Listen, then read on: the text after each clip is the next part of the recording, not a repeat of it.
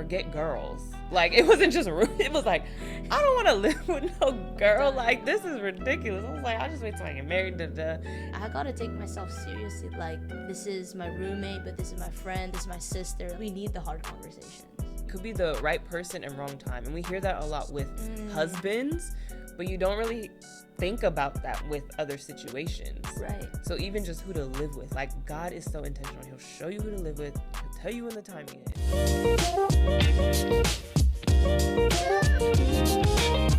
Hi, welcome back to Faith Walk It Out with Ness. I am your host, Ness, and if you're new here, welcome. This is a channel where we're faith walking life out together and with the Lord, no compromise, doing it to the best of our ability. So, if you're back, welcome back. I have noticed, y'all, that the podcast styles have been getting a lot of love, a lot of views, a lot of reactions, and I love that, you know? And so I'm like, okay, Lord, who you want to bring on next for your people? And so we have a special guest today. Her name is Jadelle. I don't know if I should give her whole government name, but oh, all right. Her name is Jadelle, and she is my roommate, and she is the one who helps me get these videos out to y'all on the consistent basis that I do. Praise God. So please welcome her, and let's get into it. Yes, we're starting. Okay. Lovely roommate. Oh. So yes, as the people know, you are my roommate. Hello, everybody. Faith Walk It Out. Did you look there? Oh, yeah. You know, I'm used to being behind the camera, so let's go. Yes. Oh my gosh. So you have a background in, all things ministry, worship, marketing, video, photography, editing, all the things. Yeah, I guess you have a lot of skills, talents. And yeah, you're just like a really pure soul and like genuine soul. And the joy of the Lord is your strength. Oh, so, thank you. So glad to have you, of course. I am so honored to be here. I feel like we've been talking about this, and then now we finally get to sit down, finally get to do it, and I think it's gonna be a good conversation. Yeah, it is. So where I want to start is we currently live together. Yes, we do. But where were you before I entered your life? You know, I was actually thinking about this morning. I didn't tell you this, but I was like, I can't believe that like God orchestrated all of this for us to be roommates. Because, it's 2026, and 2 years ago, I was in France, and I was in ministry, like just going full on ministry. And God has just been putting California in my heart. And the next thing you know, I'm here in California, and I'm living with the pastors, and I'm like, okay, God, it's been like 9 months, and I feel like it's time for me to move out. And like finances didn't work out. I'm like, okay, Lord, this doesn't make any sense. Also, I'm an international student, and like I don't have credit in America to get a lease. And then boom, all of a sudden it's like September 2024. And that's when we started just getting to become friends. And we were looking for a house. You, me, your mom, and this guy from church. Shout out to Steven. And I remember we were looking, and like the budget was like maybe $4,000 or $5,000. I was like, okay, that's like ends up gonna be like $1,200 each, something like that. And I'm like, okay, God, you're gonna have to do something, because this makes no sense at all. And we were looking for like, what, 2 months? No, that was September. Yeah. October, November, December, like around 3 months. And we just had to keep revisiting like every month. Like, okay, what's the Lord telling you? Like, oh my goodness. Yeah. Yeah. We were like, I remember you and your mom were looking a lot, and you guys were still in Riverside. And so you'd be driving down, we'd look at open houses, and I'd be looking on Facebook Market like endlessly. And then all of a sudden, I think like December hit, and it was just like, it felt like a door kind of just shut. Yeah. Where it was like, I don't think all 4 of us are supposed to move in together. And so there's like just something in that, and so we put a pause on there.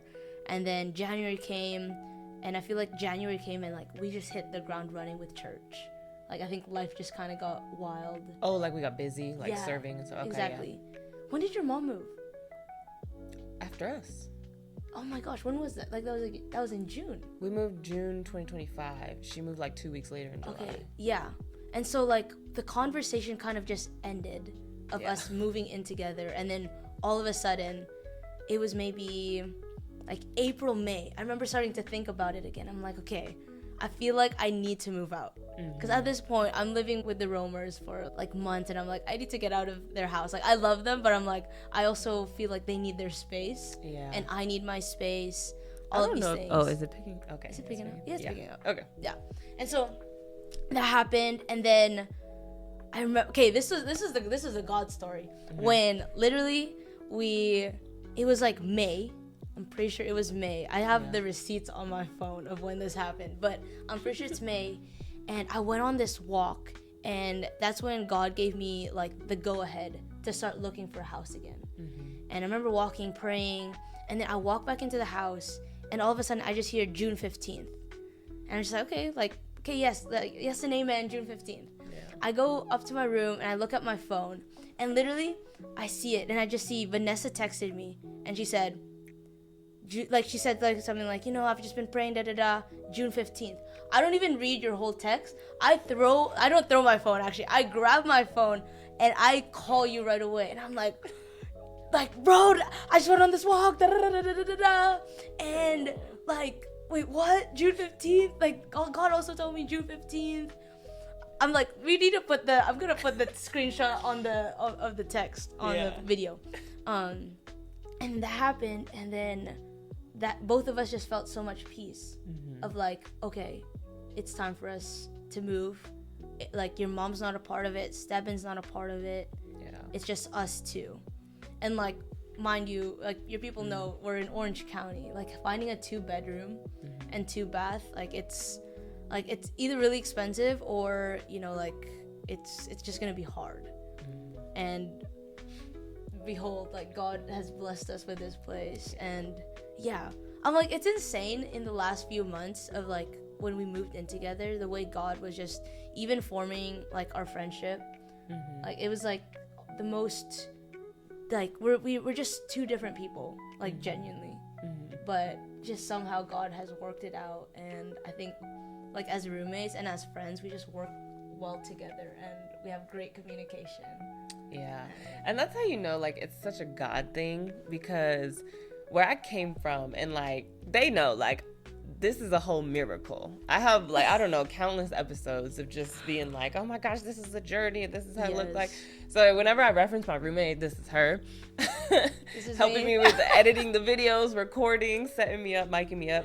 And so like, it's crazy because before us moving together, like, and I might have shared it, I think, but it was like more deeply rooted in my heart than I was voicing, because obviously I had to be careful like what I'm voicing, because it's like word curses or word blessings type of thing. And so basically all of my roommate situations were like bad, but like horrible, right? Like, to the point where I'm like, forget girls. Like, it wasn't just it was like, I don't want to live with no girl. Like, this is ridiculous. I was like, I'll just wait till I get married. And then I moved in with my mom, and that was actually, it ended up being like very, very beautiful. Right. And we did YouTube together for a season 2. But as far as somebody who's not blood, who I get to choose who I live with, I was like, I don't think I ever said it, but in my head, I'm like, I don't ever want to do that again.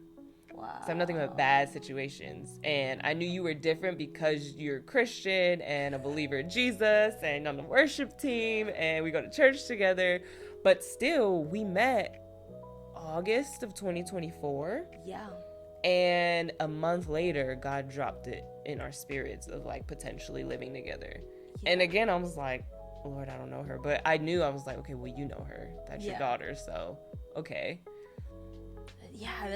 Okay, I want to know, when you texted me about June 15th, I feel like I've never actually heard this story of like what prompted you, because I mean, like, if you've had all those experiences of bad roommates, I'm like, that has to be God, to be like, okay, like, you're gonna move in together, and you know her, but you don't like know her that much yet. Like, what was going through your head? What's wild, God used my mom to plant a seed. because the day she met you, and we were all like, after we go to church, you know, we eat at Chipotle. We were eating at Chipotle, and so your guys' first conversation, she got this like nudge in her spirit that you and I would live together. Yes. And I just, you know, took it with a grain of salt, because at that time I wasn't even looking to move anywhere, and so that always stuck, I guess, in subconsciously. Yeah. But as far as the date specifically, is that what you're asking about? Yeah, well, like the date, but then just coming to the realization of like, okay, yes, I'm gonna go all in on it. Oh, damn! I feel like it was so long ago. It was only like 2 years ago. 2 years ago. Okay, I remember I was doing YouTube. I was editing YouTube. Okay. Praise the Lord for YouTube. But I was only 3 months into YouTube, a little frustrated, a little overwhelmed, a little stressed, and as far as moving, that was also like a stressor too. So I was just sitting there taking a break from editing, and then I was just talking to God, and I was like, okay, Lord, like when do you want us to move? And then that's when I saw June 15th. And then at that point, I think that you and I already knew that we would be living together, just us. Right, yeah. Because we had a serious conversation, like I think a month or two prior, outside of the Rooted Wellness, outside of the business. Oh my goodness. Yeah. It was like okay, what's happening? Things are just coming What's the back. timing? Yeah, because sometimes, and that's a lesson too that I hope that people understand too. It could be the right person and wrong time, and we hear that a lot with husbands, but you don't really think about that with other situations. Right. So even just who to live with, like God is so intentional. He'll show you who to live with. He'll tell you when the timing is. Yeah. So we were trying to figure it out, and yeah, when I heard June 15th, what confirmed it was you also in the same moment hearing the same exact date.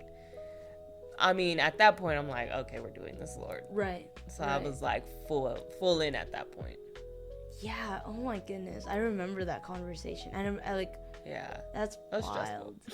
But it like that's such a good point. It's like finding your spouse, right? It's finding the love of your life. It's understanding the moment and the timing of it, and like the peace of God in that, because it's like your situations could be so terrible, and or maybe they could be so good, but if you don't have peace in it, like there's just so much chaos in that, right? Because I'm like, so you had a bad experience with roommates. Like how was that? Like our first month living together.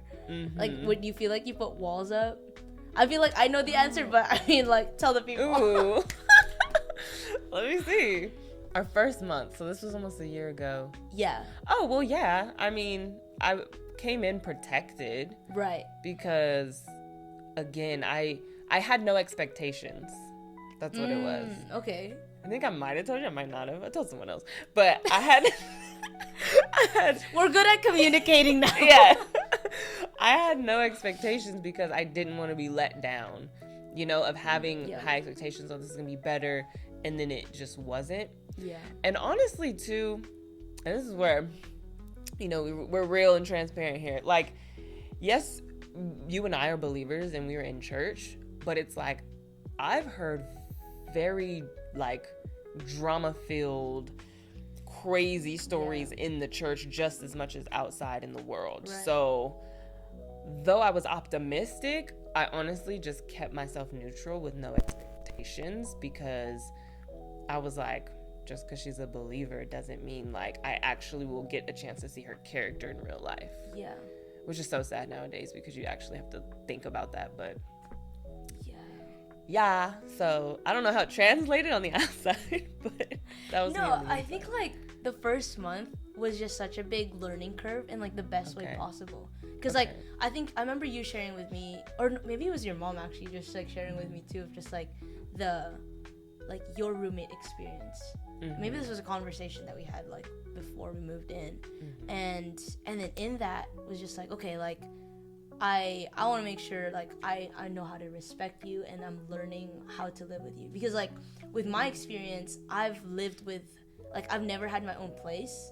I've been moving like in and out to different countries and living with people like just for 2-3 months, and you know, I'd be sharing a bed with a friend for like 3 months, and then next month I'm sleeping in somebody's attic, by myself, like that type of thing. And tell them what you were doing. Yeah, I was doing ministry. Yes. And so like that's why I was sleeping in people's attics. Like sometimes I'd meet the person for the first time. It would just be like a mutual like family, and like it was amazing because the favor of God, like we always had a roof over our heads, always food on our table. But I think what I realized with it, and that's why God was calling me back to, like, was calling me to put roots in California, was I was losing a part of myself of just being grounded. I was just like a leaf in the wind, going. I was meeting new people, I was learning new personalities, and I had to adapt.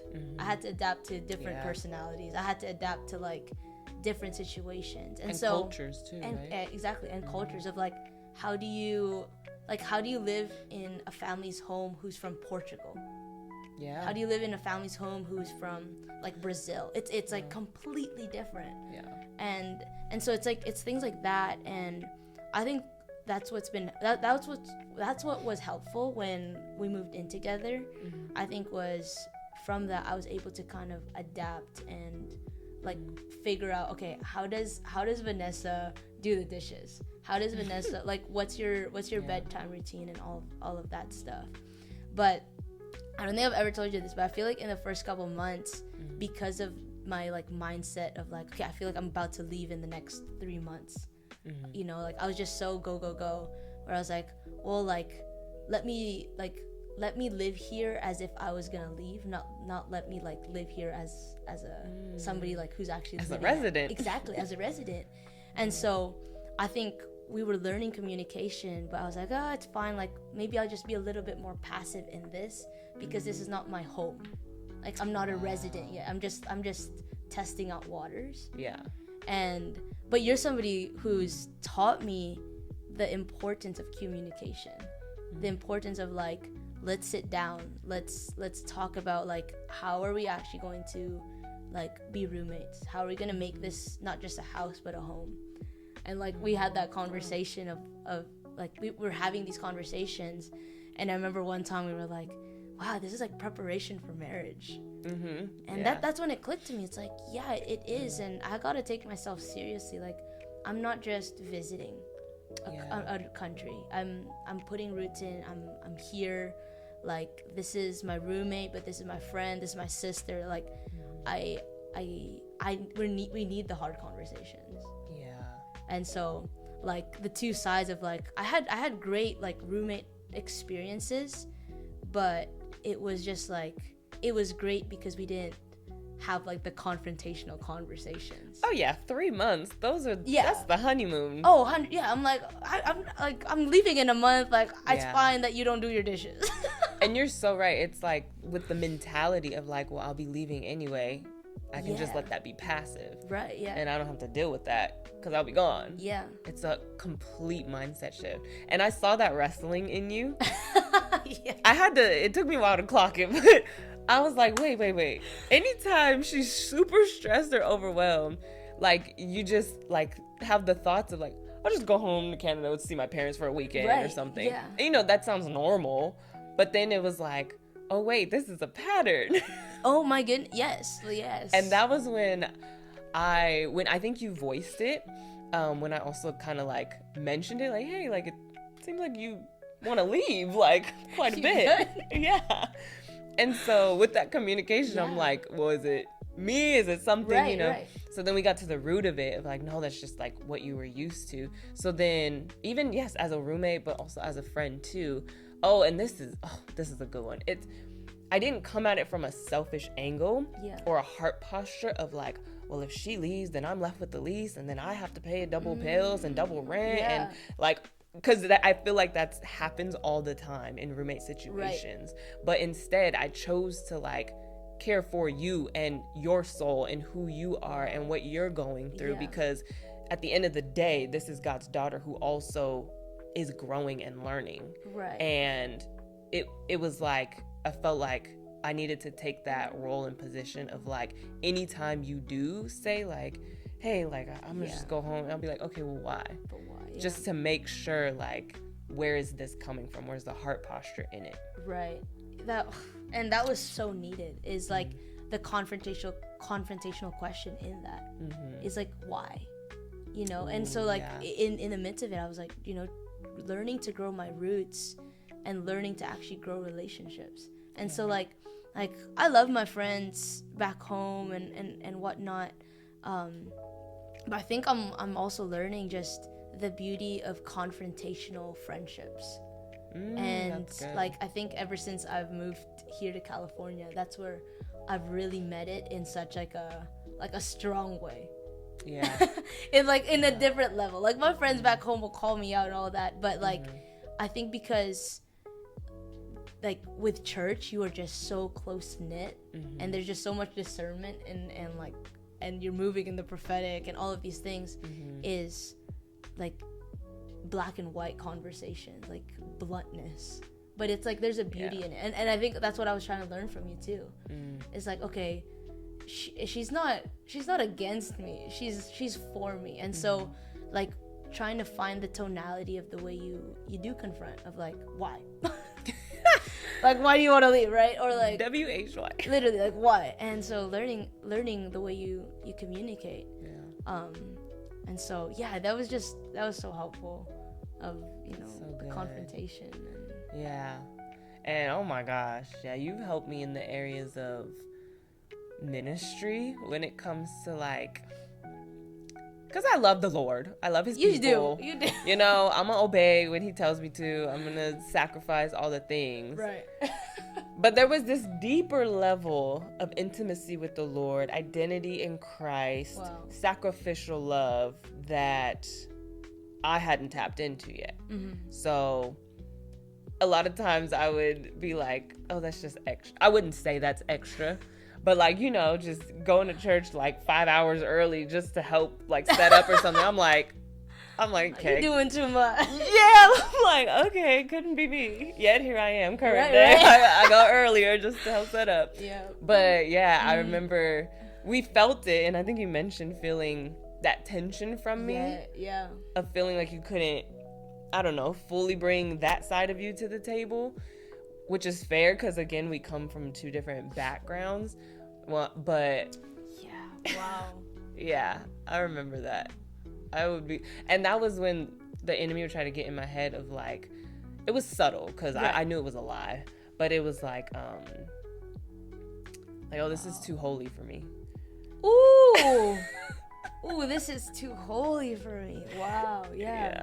No, but that goes so deep. Yeah. Like, I think people, there's just like this corrupted church culture.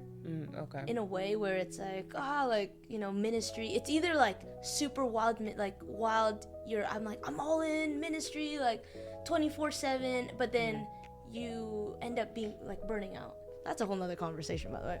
But and then there's the other side where it's like, I'll go on a Sunday, I'll do, you know, like my little like 1-2 and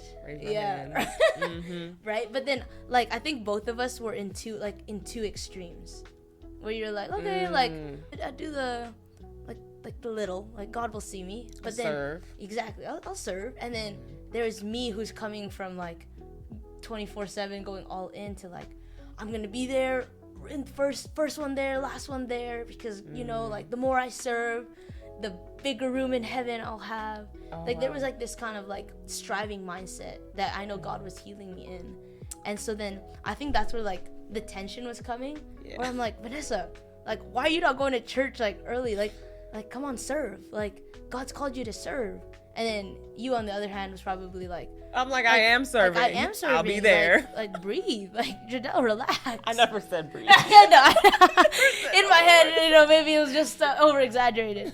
But I think both of us were able to learn from each other, because I believe, and this is something I like, by the grace of God, I'm able to walk in now because of just what He's been teaching me.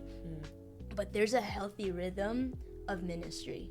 There's a healthy rhythm of serving in the church. There's a God tempo. Yes. Ooh, come on. That's been the conversation this week. Yes. There's a God tempo. And like, you can have so much on your plate, but if you don't understand the pace and capacity God's given you, right? Like, you're going to be striving, whether you're trying to go like less or more. It's like you're striving. You know, and so like I think that's how like we were able to, like, there was tension in it, but from it I think like we were able to learn each other, because I feel like in both our situations with roommates, we could either be passive and be like, that's fine, or like maybe in the bad situations we could be like super like, well, why are you doing that, like kind of like more reactive, right? Yeah. and then that's where you're like, okay, well, we just don't work out, I'm moving out. Yeah. Do you feel like we've had either one of those, like just very passive on either one of our ends, or very like reactive? Yeah, I think so. Like for me, I can definitely say yes to, like, I've caught myself being passive. Okay. Like in the early stages. Oh, really? Yeah, okay. just like, oh, I don't really want to tread those waters. Like I love her, but like I'm not a very confrontational person. And like that's something I was learning. So I was just like, it's fine. Like a part of me was like just get it. Just understand. Oh, you wanted me to magically understand? Yeah, I was just like, in the name of Jesus, just understand. But how could someone understand if I'm not even willing to walk you through my mind? Yeah. Right? Yeah. And so, yeah, do you feel like there was moments like that? I didn't notice your passivity because I remember we were in a car ride and I specifically was asking you because I knew you struggled with confrontation, and I confronted it, if you will. And I was like, so when we have like little tiffs or disagreements, like, do you feel comfortable to open up to me? And you pretty much said yeah, because you love me and you love the friendship and it would be worth it to you to get outside of yourself. So yeah, I took that answer as what it was, as truth. Yeah. And so I don't know about before then, but after then I got my answer of like, okay, she would tell me. So I never felt your passivity. I think maybe once or twice in the beginning. Yeah, twice in the beginning probably. Yeah. I think it was definitely more in the beginning stages. Really? But it was so subtle. Because, I mean, you know, when you're passive, it's kind of like, okay, well, she didn't say anything, so maybe she's fine. Yeah. To be honest, like, I feel like the passivity wouldn't be, like, major things. Yeah. Right? But it would probably be, like, the small things of, you know, it's like... Give an example. Here's an example. Maybe, like, oh, like, Vanessa, why don't you... Let me think. Love covers. Wait, what is it? Love cover. No, I'm trying to think of like a time. Maybe the Lord just bled the blood of Jesus on it. You know what? Maybe in the beginning, when dishes. Okay. Right, dishes. For example, it was just like, hey, Vanessa, like, you're leaving the dishes in the sink, but it's like the dishwasher's already dirty.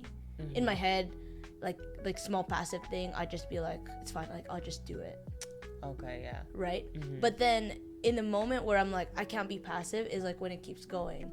And then that's why, like, when we started doing our household meetings, that was super helpful, because I was like, okay, this is my space to actually tell you, rather than be passive about it. And so it's like, okay, like, hey, I saw you were leaving your dishes out there. Like, whenever it's like the dishwasher's already dirty, can you just put it in? And it was safe. It was a safe space. Whereas, like, I didn't have to be passive. Like, I didn't have to hold it in because it was like a small thing. Like, no, like, yes, because it's a small thing, it's fine. No, like say it. Yeah. Right? Because it's gonna build up eventually. Oh yeah, and then it's gonna. Exactly. Yeah. That's so good. And that leads us into like the next episode. We'll have her for a couple episodes, y'all. Ooh. But it's like the household meetings. Oh my goodness. God revealed that to me through like a bunch of godly marriage podcasts that I would watch over the years. And so I was always like, oh, when I get married, like, I want to have household meetings. I want to have finance meetings. Because like I'm hearing from real life couples how it's working. And I'm like, why not bring it into a roommate situation? Right. Yeah. But I've never done it before, because before living with you, I lived with my mom. And it was technically her house, you know? Right, yeah. It's a different dynamic. Yeah. So here I was like, ooh, I get to like try it out.